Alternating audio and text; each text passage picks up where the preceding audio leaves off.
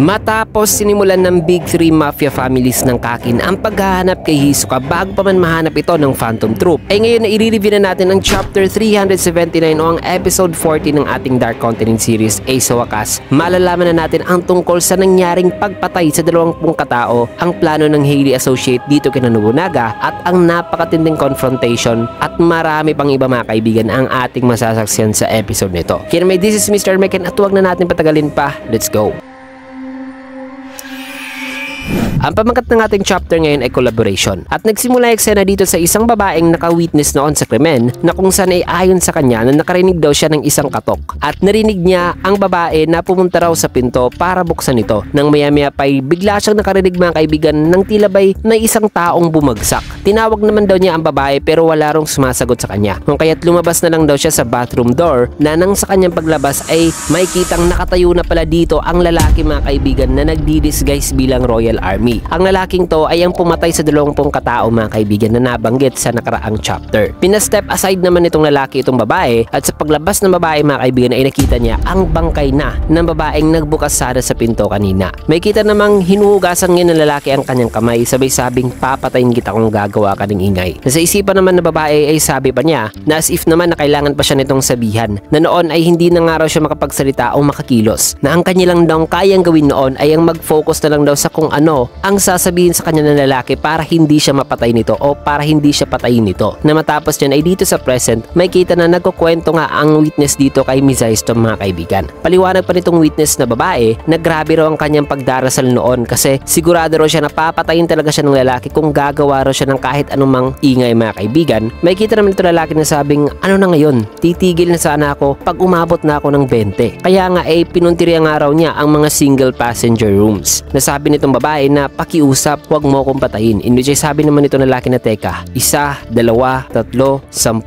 20, hindi, 21 pala. Na ang level at bilang daw ng tao ay pantay lang daw sa isa. Na isang level ang inaakyat kung mapapatay ang isang taong non-user mga kaibigan. Na pang sabi ng lalaki na nababother daw siya na 21 katao ang kanyang bilang dito mga kaibigan, na saan ba raw siya magsisimula sa pagbilang. Na sa panahon na ito mga kaibigan ay wala rong idea itong babaeng to sa mga pinagsasabi nitong lalaki kasi kausap nitong lalaki mga kaibigan ang kanyang sarili lamang. Narinig niya rin ang lalaki na sabing parang mali raw, hindi raw siguro ito gagana, na dapat ay gawin niya na raw talaga ang kanyang dapat na gawin. Habang nagsasalita dyan ng lalaki ay sabi naman nitong babae na nung inaakala niya na raw na papatayin na siya ng lalaki ay bago pa man yan nangyari ay may sumigaw raw sa labas at narinig niya raw ang maraming taong nagsigawan, na mga tao ay nagsipagtakbuhan daw sa hall, pinaghampas sa mga pinto mga kaibigan na gusto sanang pumasok, na grabe raw ang ingay na nagmumula noon sa labas. Na matapos nun ay basta na lang daw na nilock ng lalaki ang kanyang sarili dito sa bathroom mga kaibigan. Natanong naman ni Mizaisto na nilock ng lalaki ang sarili nito sa bathroom. Nasagot naman ng babae na oo. Na umupo na lang daw siya dito noon mga kaibigan hanggang sa dumating daw ang Royal Army at pinuksan ang pinto ng bathroom, na kung saan ay wala raw silang nakita sapagkat nakatakas daw ang lalaki. Kaya sabi naman ni Mizaisto na pero ang mga pipes daw na nasa bathroom na yan ay di raw gaano kalaki para magkasya ang kahit isang daga nga lang. Lalo na kaya kung isang tao talaga, na ganun din daw ang sabi ng mga sundalo noon,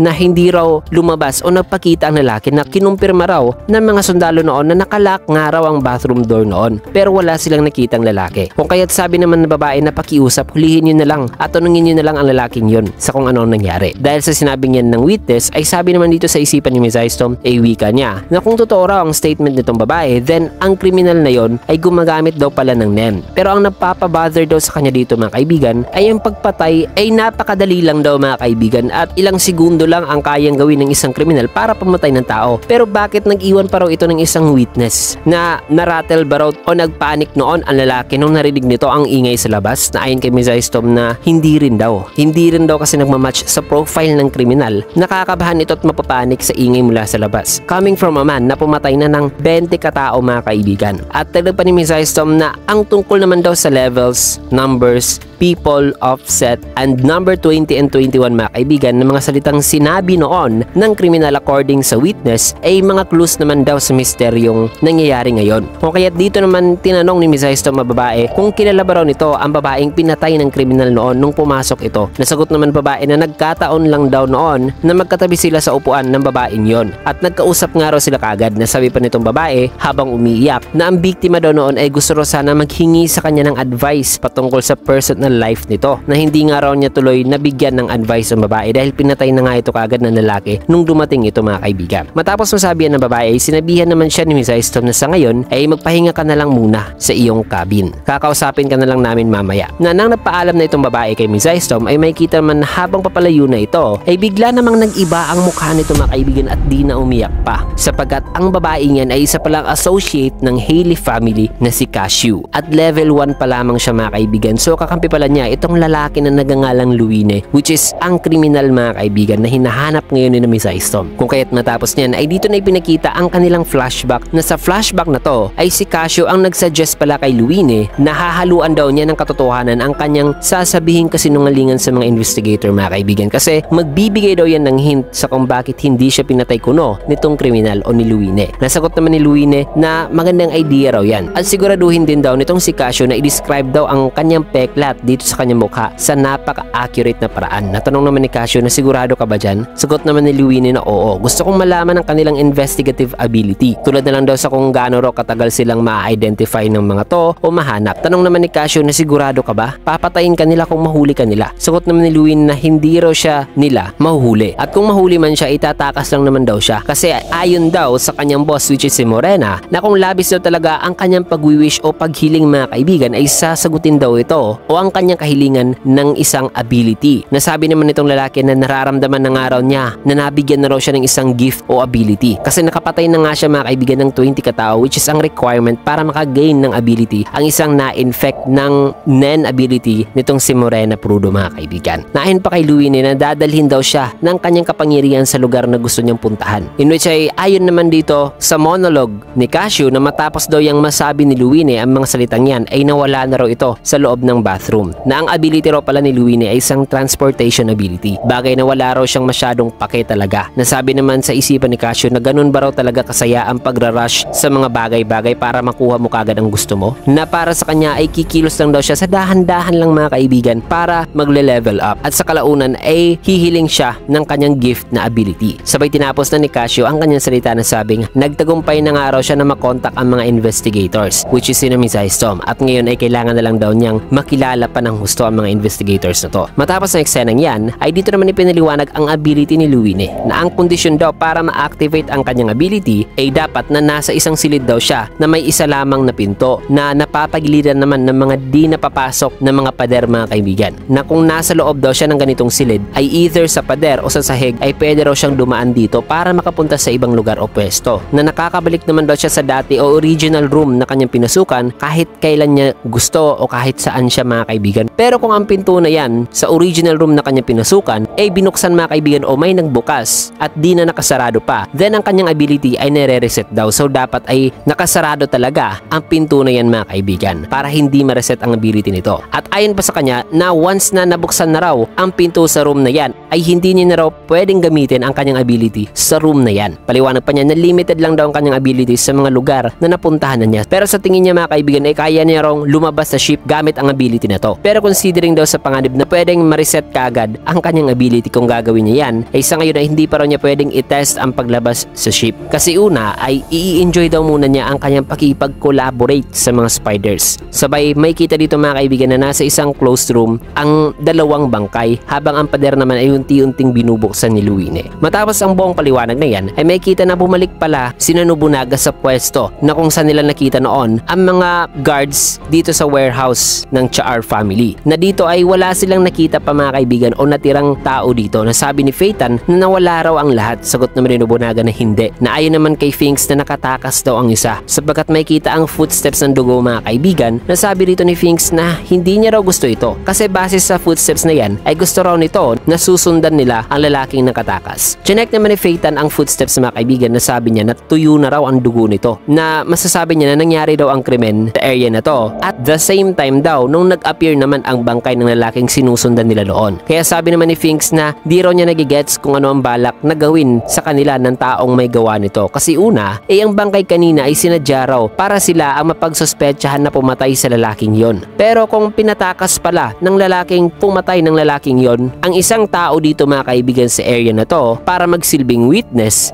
makakapag-witness tuloy ang lalaking yon na ang pumatay sa lalaking sinusundan nila kanina mga kaibigan ay hindi sila o hindi ang Phantom Troop. Nasabi naman ni Phaeton na habang tinitignan ng footsteps na ang biktima raw ay buhay pa raw. Kaya sabi pa ni Nobunaga na baka siguro ang ginawang krimen dito ay hindi raw related sa nangyari kanina dun sa sinusundan nilang tao. Nasagot naman ni Finks na so ibig mong sabihin na ibang tao din ang pumatay sa mga lalaki rito kanina at sa lalaking sinundan natin kanina. Pero ayon pa sa kanya na hindi. Bakit sinugatan lang daw ng kriminal ang lalaki kanina na nandirito at hinayaang makatakas? Na ginawa ba raw ito ng kriminal para ipakita raw sa kanila ang daanan papapunta sa hideout ng Char family? Napaliwanag naman ni Nobunaga na kung nag-react lang daw sila noon nung nakita nila ang bangkay at nagipag-alitan sila sa mga tao rito kanina na nakabantay, ay masasabi niyang mas okay daw sana yun kung yun ang nangyari mga kaibigan. Pero since na parang wala lang sa kanila ang pagkamatay ng lalaki kanina at nagpatuloy lang sila sa pagsisearch ng kanilang armas, ay yun daw ang dahilan kung bakit sinarili na lang ng kriminal na to ang kanyang misyon at pumunta na ito sa hideout ng Char family. Kaya itanong naman ni Finks na so ang ibig mong sabihin dito na sinusubukan daw sana sila ng kriminal na gamitin sila para makapunta ito sa hideout ng Char family. Kasi kung nakipag-alitan noon sina Nobunaga mga kaibigan sa mga taong nakatambay dito noon,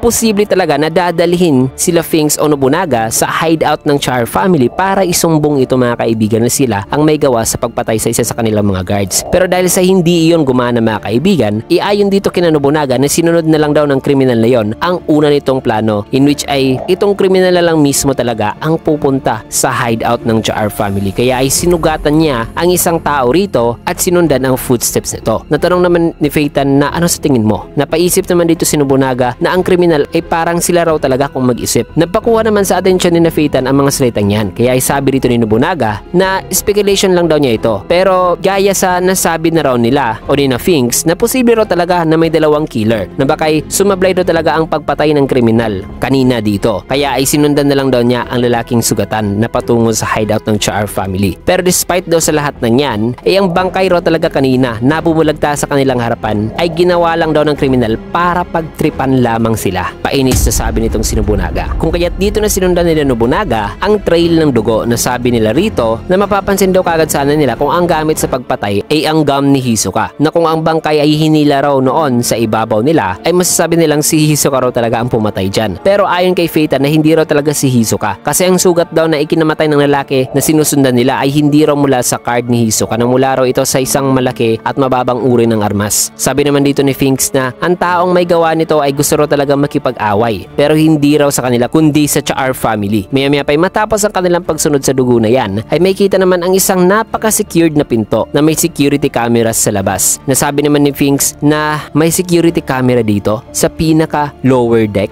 Nagtataka raw tuloy siya kung ano talaga ang nasa loob nito. Nasabi naman ni Nobunaga na ang Diyos lang daw nakakaalam. Sabay binuksan na niya ang pinto pero di niya ito nabuksan mga kaibigan, kaya sabi dito ni Finks na nakalock raw ang pinto. Sabi naman ni Nobunaga na hindi na raw ito sorpresa pa para sa kanila. Maya-maya pa may napakuha naman sa atensyon ni Finks kaya ay tinignan nila dito mga kaibigan kung ano ito, sapagkat mula sa unahan makikita dito mga kaibigan ang grupo ng tao na dumating at nakatayo mga kaibigan. Nasabi pa nitong isa na nasa gitna na si Ken A. Wang pala na wikang ako si Wang, ang underboss ng Char family. Sinabihan ako ng boss ko na maghintay pero ayaw niya raw kasi ang maghintay. Kaya ngayon ay magtatanong lang daw siya dito sa Phantom Troop ng mga katanungang masasagot naman daw talaga nila. Mga salitang nagpataka naman kay Finks. Kaya dito na nagtanong si Wang na sabing, kayo ba ang umatake sa mga guards na naka-assign sa warehouse? Nang di pa makasagot dito si Nobunaga ay nilipat muna ang eksena dito sa isang dining hall in which ay may kita naman itong mga tao na nakatitig sa isang taong kumakain. At ang kumakain pala mga kaibigan ay walang iba kundi si Franklin na mag-isang kumakain dito sa isang mesa. Maya-maya pa may lumapit naman sa kanya at nakishare sa mesa niya mga kaibigan, sabay umupo ito at mayroon din itong mga kasamahan na nakapaligid naman ngayon kay Franklin. Kaya ay sabi rito ni Franklin na wikang, umalis na kami sa pwesto nyo kanina. May gusto pa ba kayong sabihin dito? Tanong naman nitong matandang lalaki na hindi mo ba hanapin si Hisoka, Franklin? Sagot naman ni Franklin na hindi. Ayaw niya raw mag-aksayan ng effort na hinahanap naman daw sila ni Hisoka para patayin. Kaya ay uupo na lang daw siya rito at maghintay. Then soon ay pupunta na lang din naman daw si Hisoka dito. Nasagot naman nitong matanda na ganun ba? Ang matandang to mga kaibigan ay ang advisor at vice boss ng Char family na si Itoko. Nasabi nitong si Itoko mga kaibigan na nakatanggap daw siya ng tawag mula sa kanyang mga tauhan na ang kanila rong dalawang warehouse guards ay pinatay at 4 naman daw ang kasalukuyan ngayong nawawala. Na ano raw kaya sa tingin ni Franklin ang nangyari? Nasagot naman ni Franklin na hindi yun kami. Hindi kami ang may gawa nun. Pero actually depende raw yan kung sino raw ang nagsimula talaga ng gulo. Kasi kung itong Char family raw ang nagsimula ng gulo, then hindi raw sila isang klase ng tao na palalagpasin daw talaga ang mga bagay-bagay na ayon naman kay Itoko na yan daw kasi ang bagay na hindi niya nagigets kasi napag-usapan na raw nun ng mga tropa ni Franklin at mga tropa niya na kukuha lang daw ng armas itong Phantom Troop na wala naman daw talaga sanang rason na mag-aaway-aaway pa sila. Kaya dito na nagsalita si Franklin na kung ganun ay hindi raw talaga sila ang may gawa nun. Kagagawan daw yun ng isang tao na ginamit lang daw ang sitwasyon na yon para i-take advantage daw ang plano nito. Tanong naman ni Itoko na hindi ba raw si Hisoka ang may gawa nun? Sugot naman ni Franklin na who knows. Baka si Hisoka yun o baka hindi rin. Pero hindi raw talaga sila yon. Kung kaya't sabi rito ni Itoko na ganun ba? Oo nga pala. Sumakay lang ba kayo dito sa Black Ship para hulihin si Hisoka? Nasagot naman ni Franklin na hindi. Kasi mga bandido naman daw talaga sila. Na nang masabi ni Franklin ay ramdam naman dito ang tension mga kaibigan habang tumatayo na itong si Itoko. Nadagdag sabi ni Franklin na pero hindi raw sila gagawa ng kahit ano pa mang hakbang mga kaibigan hanggat sa di pa raw nila napapatay si Hisoka. At di raw sila gagawa ng gulo hanggat sa walang magsisimula nito. Kung kaya't umalis na lang si Itoko mga kaibigan na sabing okay, pasensya na sa istorbo. Sabay inilagay nito ang kanyang upos na sigarilyo sa pagkain. Matapos ang eksenang yan ay balik dito kina Wang na dito ay hindi naman sumagot si Nobunaga sa tanong nito kanina. Kaya sabi naman ni Wang na oo nga pala, paumanhin. Naniniwala kung alam na natin ang istorya dito diba? Na ang pinto sa likod ni Nobunaga ay ang hideout daw ng Char family. Na kanina lang ay may lalaking pumasok daw sa loob nito. Dala-dala ang dugo ang guard ng Char family mga kaibigan. At ang kanila ng bobong associate na na-shock daw noon sa nangyari ay pinapasok daw tuloy kaagad ang lalaking yun na dala-dala ang dugo ang guard. Nasagot naman ni Finks na so nagsimula raw ang lahat matapos ang pagpasok ng lalaking yon. Sagot naman ni Wang na hindi. Na according daw sa mga taong nasa hideout noon na punong-puno raw ng dugo ang mukha ng lalaking pinapasok na dala-dala naman ang duguan nilang guard. At panay sigaw daw ito noon na ang mga spiders daw ang may gawa nito sa kanila. In which ay nang masabi yan ni Wang ay sagot naman dito ni Finks na painis na wikang sinabi ko na sa inyo na hindi kami ang may gawa nun. Kagagawan daw yon ng lalaking pinapasok nila dito sa hideout na yung duguan ng mukha mga kaibigan. Sagot naman ni Wang na alam daw niya at nakatakas na raw ang lalaking yon at ang guard na dala-dala nito noon na duguan ay patay na rin daw. Ang nakakainis lang daw kasi ay iniisip daw ng lalaking yon na mamamanipula sila nito gamit ang napaka-cheap daw nitong trick. Di naman sumagot ang tatlo nang masabi ito ni Wang mga kaibigan. Kaya ay sabi pa ni Wang na buti na lang daw ay kalmado at reasonable daw ng mga tao itong Phantom Troop na sa tingin niya na ang kriminal ay isang hitman daw mula sa ibang mafia family na gusto silang pag-awayin. Nasabi naman ni Finks na bakay ang goal daw ng kriminal na yon ay ang makapasok sa hideout. Tanong naman ni Wang na anong ibig mong sabihin dito? Paliwanag naman ni Finks na ang marking o ang paglagay ng marking ay isa raw sa kondisyon para sa isang teleportation ability. Kasi di raw basta-basta na lang na nakakapunta ang isang taong may teleportation ability sa isang lugar na di pa nito napupuntahan. Kaya ay maaaring nagpunta raw ang lalaking yon dito sa loob ng kanilang hideout para i-fulfill ang kondisyon na to na lagyan ng marking ang hideout na yan. Dagdag pang sabi ni Finks na kung nakagamit daw ng nen itong si Wang ay siguro na may naiintindihan na raw ngayon ni Wang kung gaano raw kadelikado ang ginawa na lalaking yon na nagtagumpay na ito na makalagay ng marking. Na nang masabi ni Finks ay sa isipan naman ngayon ni Wang ay wika niya na itong Phantom Troop ay nahiwalay raw talaga sa balanse. Na ito raw ang mga klase ng tao na walang bagay talaga na nagpapatigil sa mga to. Walang pake sa mga kalaban o pakipag-alyansa, kumikilos lang daw sila sa kagustuhan nila at may kapangyarihan din daw ang mga to para sundin ang kanilang mga kagustuhan na yan. Nagaya sa kanyang iniisip noon, ang mga to ay delikado raw talaga kasi nga ay may kita mga kaibigan na nagsasalita ngayon si Finks patungkol sa nen ng pasimple lamang na wala siyang regards mga kaibigan kung may tao bang nakarinig na walang alam patungkol sa nen. Kung kaya't napasabi rito si Wang na kailangan raw niya talagang durugin ng mga to sa lalong madaling panahon kasi threat daw ang mga to mga kaibigan na matapos ang kanyang pag-iisip na yan ay kabaliktaran naman ang kanyang ginawa na sabing paano raw kung sasabihin niyang magtulungan na lang daw sila. So bigla ang nag-offer si Wang mga kaibigan na magtulungan na lang daw muna sila dito sa Phantom Troop pero sa isipan naman nito mga kaibigan ay balak niya talagang durugin o patayin ng mga spiders. So mas lalong tumitindi mga kaganapan sapagkat bukod dito sa confrontation na ito ay nagsimula na rin kumilos ang associate members ng Haley family dito sa Tier 3 na kung saan naka-assign ang Zodiac member na si Mizai Storm at iba pa. Kaya na may tutok lang kayo dito mga kaibigan sa susunod kasi malalaman na natin ang nakakakabang posibleng mangyayari sa hinaharap at ang paghaharap ng dalawang Zodiac sa dalawang sikat din na na assassin mga kaibigan sa mundo ng Hunter x Hunter. Yan at marami pang ibang ating masasaksin sa susunod kasi dito muna natin tatapusin ang video sa last panel na ito. Kaya naman kung gusto niyo yung video, comment, subscribe, or follow na rin sa bagong FB page natin ng Mr. Anime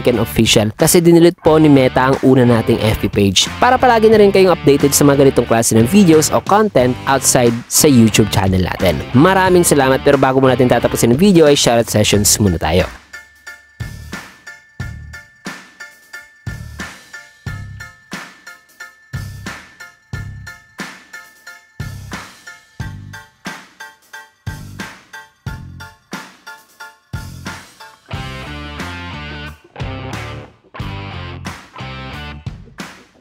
Ayan, maraming salamat and see you guys again on my next video.